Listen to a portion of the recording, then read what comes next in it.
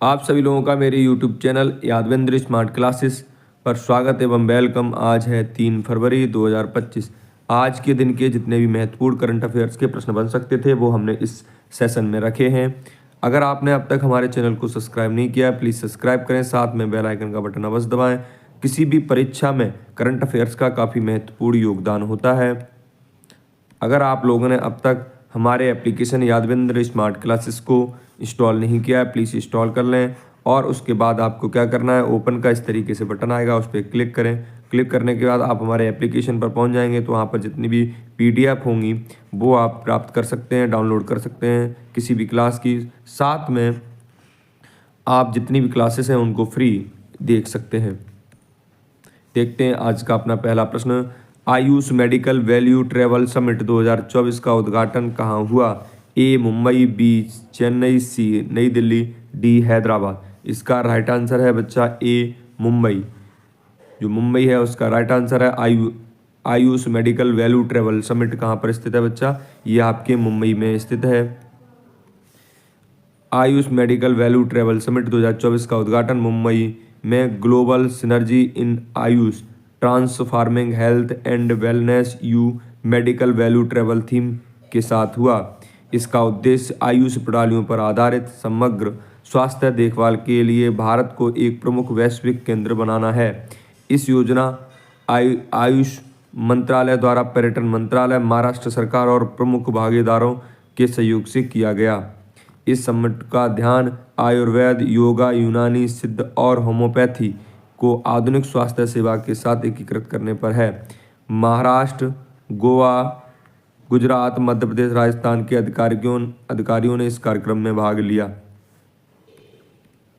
आज का अपना दूसरा प्रश्न। हाल ही में किस राज्य सरकार ने देसी गायों को राज्य माता, गौ माता घोषित किया? झारखंड, बिहार, महाराष्ट्र, कर्नाटक। आपको इसका राइट आंसर बताना है। दो का राइट आंसर है सी ऑप्शन महाराष्ट्र। महाराष्ट्र ने राजमाता, गौ माता गाय को घोषित किया है। महाराष्ट्र सरकार ने देसी गायों की नस्लों को उनकी सांस्कृतिक और कृषि संबंधी महत्ता के लिए राजमाता, गौ माता का दर्जा दिया। यह निर्णय मुख्यमंत्री एकनाथ शिंदे की अध्यक्षता में कैबिनेट द्वारा राज्य चुनाव से पहले किया गया। इस बयान में वैदिक काल से ही भारतीय संस्कृति में गाय के महत्व को उजागर किया गया है। देसी गायों का दूध, गोबर और मूत्र आयुर्वेदिक पंचांग उपचार और जैविक खेती में महत्वपूर्ण माने जाते हैं। माइंडफुलनेस इंडिया समिट आयोजन किस शहर में हो रहा है? ए कोलकाता, बी मुंबई, सी चेन्नई, डी हैदराबाद। 3 का बच्चा राइट आंसर है ऑप्शन नंबर बी, मुंबई के अंदर हो रहा है। माइंडफुलनेस इंडिया समिट का आयोजन किस शहर में हुआ? महाराष्ट्र के मुंबई शहर में हुआ। माइंडफुलनेस इंडिया समिट का तीसरा संस्करण 17 से 18 अक्टूबर को मुंबई में आयोजित किया जाएगा। इसका उद्देश्य नेताओं और पेशेवरों को स्वस्थ और अधिक सहानुभूतिपूर्ण कार्यस्थलों के लिए रणनीतियां प्रदान करना है। इसका विषय thrive in the age of disruption. आज के व्यावसायिक चुनौतियों को नेविगेट करने के लिए माइंडफुलनेस को आवश्यकता बताता है। पॉइंट नेमो जो समाचारों में था किस महासागर में स्थित है? आपको ये बताना है। ए अटलांटिक महासागर, बी प्रशांत महासागर, सी आर्कटिक महासागर, डी हिंद महासागर। तो इसका राइट आंसर हो जाएगा बच्चा 4 का प्रशांत महासागर। बी विकल्प इसका सही है। आगे देखते हैं। INS B30 पर सवार 2 युवा भारतीय नौसेना अधिकारियों ने हाल ही में नाविका, क्या नाम है बच्चा? नाविका सागर परिक्रमा सेकंड के दौरान दक्षिणी प्रशांत क्षेत्र में पॉइंट नेमो को पार किया। पॉइंट नेमो दुर्गमता का महासागरीय ध्रुव है जो पृथ्वी पर किसी भी भूभाग से सबसे अधिक दूर का बिंदु है। यह दक्षिण प्रशांत महासागर में स्थित है। इसका नाम 20,000 लीग्स अंडर द सी के कैप्टन नेमो के नाम पर रखा गया। यह निकटतम भूमि से लगभग 2,688 किलोमीटर दूर है। विश्व उपेक्षित उष्णकटिबंधीय रोग दिवस हर वर्ष किस दिन मनाया जाता है? ए 27 जनवरी, बी 28 जनवरी, सी 29 जनवरी, डी 30 जनवरी। तो इसका जो राइट आंसर है बच्चा 5 का, वो डी सही है। 30 जनवरी को मनाया जाता है। किस को मनाया जाता है बच्चा? 30 जनवरी को मनाया जाता है। 30 जनवरी को 2025 को विश्व अपिच्छित उष्णकटिबंधीय रोग दिवस के अवसर पर इंडिया गेट को बैंगनी और नारंगी रंगों से रोशन किया गया। 2022 से विश्व NDTS दिवस हर साल 30 जनवरी को मनाया जाता है। इस दिन का उद्देश्य NTDS के बारे में जागरूकता बढ़ाना और वैश्विक कार्रवाइयों की आवश्यकता है।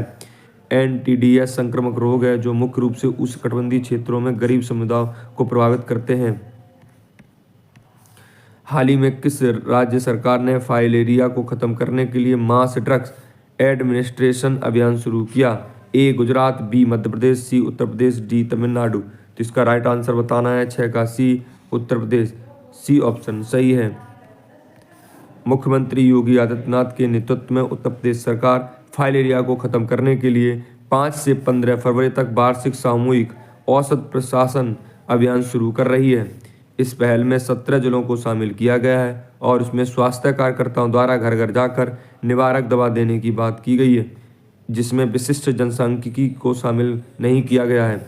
मुख्य सक्रिय जन भागीदारियों पर जोर देते हैं, फाइलेरिया के लक्षणों के बारे में चेतावनी देते हैं और निवारक दवा के सेवन की वकालत करते हैं। सरकार 2027 तक फाइलेरिया को खत्म करने, रोग प्रबंधन के लिए प्रशिक्षण प्रदान करने के और मिशन में सामुदायिक स्वास्थ्य अधिकारियों को शामिल करने के लिए प्रतिबद्ध है। आज का अपना 7वां प्रश्न, हाल ही खबरों में रही इंदिरा गांधी प्यारी सम्मान निधि, क्या नाम है बच्चा? इंदिरा गांधी प्यारी बहना सुख सम्मान निधि योजना किस राज्य सरकार द्वारा शुरू की गई? ए हिमाचल, बी उत्तर प्रदेश, सी आंध्र प्रदेश, डी मध्य प्रदेश। तो 7 का बच्चा राइट आंसर हो जाएगा ए हिमाचल प्रदेश के द्वारा इंदिरा गांधी प्यारी बहना सुख सम्मान निधि योजना की शुरुआत की किसने? हिमाचल प्रदेश राज्य ने। हिमाचल प्रदेश के मुख्यमंत्री सुखविंदर सिंह सुक्खू ने 8 से 60 वर्ष की आयु की महिलाओं को सशक्त बनाने एक अभूतपूर्व पहल इंदिरा गांधी प्यारी बहना सुख सम्मान निधि योजना की शुरुआत की। पात्र लाभार्थियों को 1500 रुपये मासिक वजीफा मिलेगा, जो सालाना का कुल 800 करोड़ होगा। 5 लाख से अधिक महिलाओं की सहायता प्रदान करने के लिए बनाई गई है। इस योजना का उद्देश्य महत्वपूर्ण वित्तीय सहायता प्रदान करना है, जो राज्य में महिलाएं सशक्तिकरण की दिशा में एक महत्वपूर्ण कदम उठा सकें। आज का अपना 8वां प्रश्न, जल शक्ति अभियान कैच द रेन 2024 अभियान का विषय क्या है? जल का मूल्यांकन, बी जल शक्ति से विकास, सी नारी शक्ति से जल शक्ति, डी पेयजल के लिए स्रोत स्थिरता।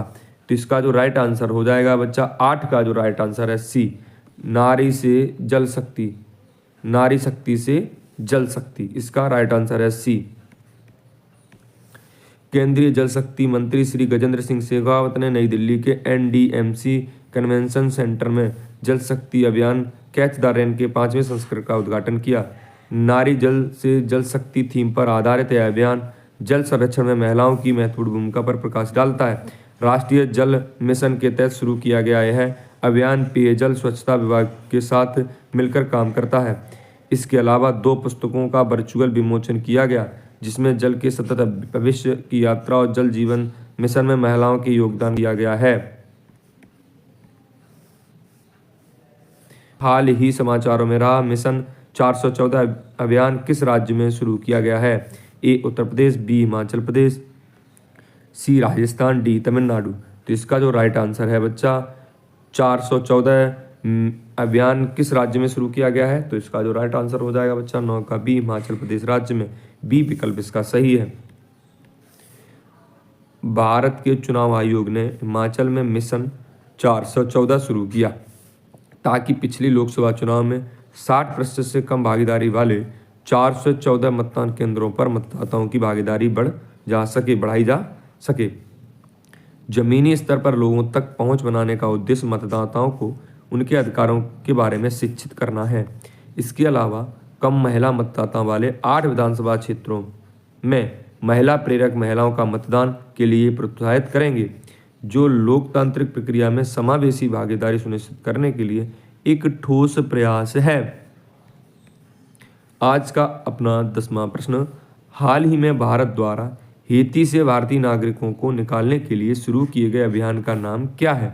ए ऑपरेशन मेघदूत, बी ऑपरेशन शक्ति, सी ऑपरेशन राहत, डी ऑपरेशन इंद्रावती। तो इसका जो राइट आंसर हो जाएगा बच्चा 10 का डी, ऑपरेशन इंद्रावती, ये सही विकल्प है।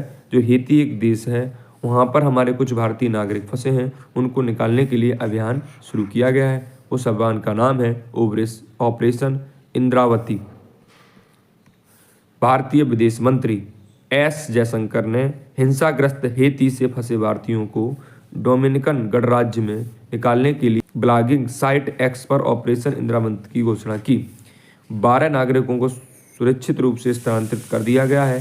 हेती में लगभग 75 से 90 भारतीय रहते हैं, जिनमें से 60 ने स्वदेशी वापसी के लिए पंजीकरण किया है।